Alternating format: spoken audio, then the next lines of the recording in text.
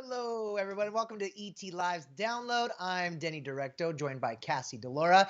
And grab your popcorn because we are just days away from Oprah's 2-hour sit down with Meghan Markle and Prince Harry. And I got to tell you, I'm gonna be watching with 3D glasses and a big glass of wine. I'll tell you that. Where we finally get to hear from Meghan and Harry speak their truth for the first time ever, and it's something that the Duchess discusses in the latest promo, which dropped Friday morning. Let's check it out.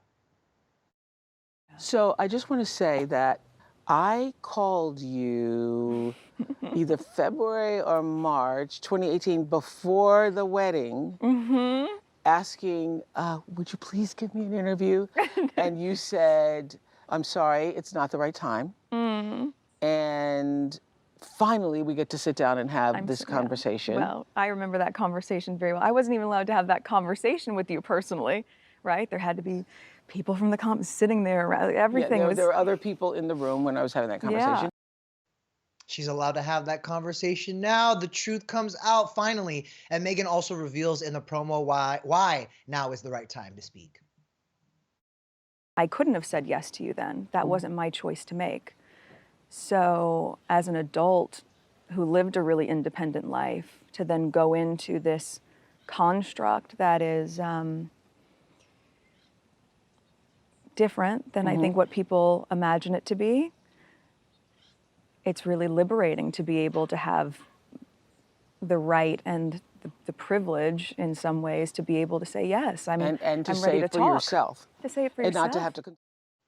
Keyword right there, liberating. Yeah. Meghan is finally speaking her truth, and she looks so at ease in these promos talking to Oprah. And, just from the few promos that we've gotten, we know now she is really going to talk about her time in the royal family and life behind the palace walls. We've all been so interested to really learn the truth, and nothing is off limits here. According to a statement released by CBS, she'll also discuss topics including marriage, motherhood, philanthropic work, and also how she is handling life under intense public pressure. Royal expert Katie Nichol gave us a little more insight earlier this week as to what exactly we can expect. Take a listen.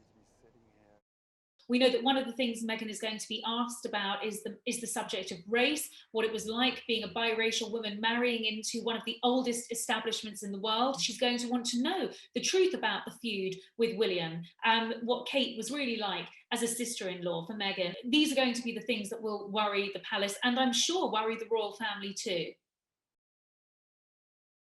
You know what I'm most looking forward to here, Cass, is, Oprah is giving Meghan an opportunity to share her side of the story, and they will sit down one-on-one first in this 2-hour interview, and then Harry will join them to discuss the couple's move to the US and their hopes and dreams for their family, which of course includes the second baby that's on the way. So we really get to hear from Meghan first and then them together as a couple. And also he gets to reflect on his wife and the turmoil she's been through, According to CBS, he'll also discuss his relationship with his relatives, especially his big bro, Prince William, as well as his late mom, Princess Diana.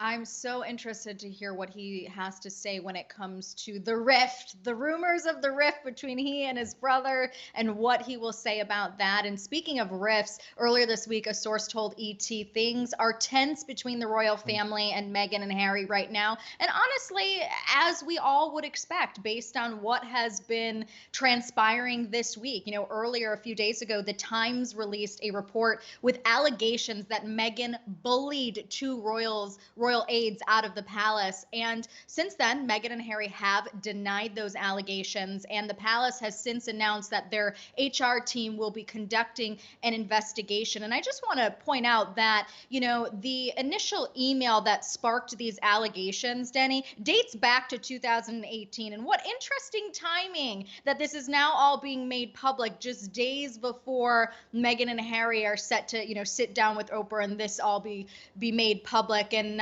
that's something that royal reporter Omid Scobie, who of course is the co-author of Finding Freedom, Harry and Meghan and the Making of a Modern Royal Family, told ET as well just today. He says that he has a hard time believing the claims and adds what many have said, the timing of these allegations is pretty suspect. Take a listen.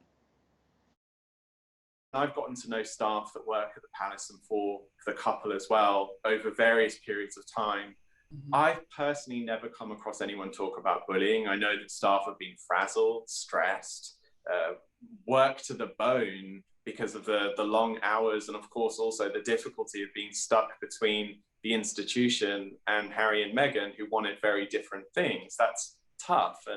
But this was also a couple that really cared about the people that were around them, and I think are quite sad about these latest allegations. As if the story couldn't get any juicier, as these allegations play out, we are now starting to hear from those closest to Meghan, including some of her close friends who took to social media to defend her, to show their support for her, including her Suits co-star Patrick Adams. He kicked off a series of tweets by describing Meghan as an enthusiastic, kind, cooperative, giving, joyful, and supportive member of their television family. And he went on to describe how she tried to find her place in a family. He's talking about the royal family, which he described as seemingly archaic and toxic.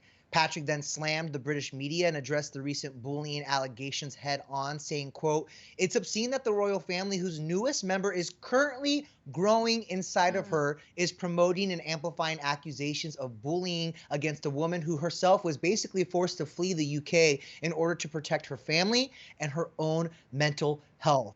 If that wasn't enough, Patrick concluded writing, "Find someone else to admonish, berate, and torment. My friend Meghan is way out of your league." Ugh, honestly, Patrick is just a handful of many of Meghan's closest friends who have taken to social media in the last few days to support her. And even Janina Gavankar, one of her besties, says this is a relief, finally being able to hear Meghan tell her truth. A relief to all that know her. And it's not even just her closest friends that are speaking out, too. Celebrities like Gabrielle Union, Jamila Jamil, and Chrissy Teigen took to social media. Chrissy even saying this Meghan Markle-ish is hitting too close to home for me. These people won't stop until she miscarries. And I feel like that's so important to note right now, that she is pregnant. And people often forget that Meghan Markle is a human being. And what has happened to her over the last few years, ever since she started dating Prince Harry, is very reminiscent of what happened to Princess Diana. The British media has hunted Meghan the way they hunted her. And you know what? I give her all the props in the world. Her strength is astounding. And I'm looking forward to hearing her speak her truth come Sunday on CBS.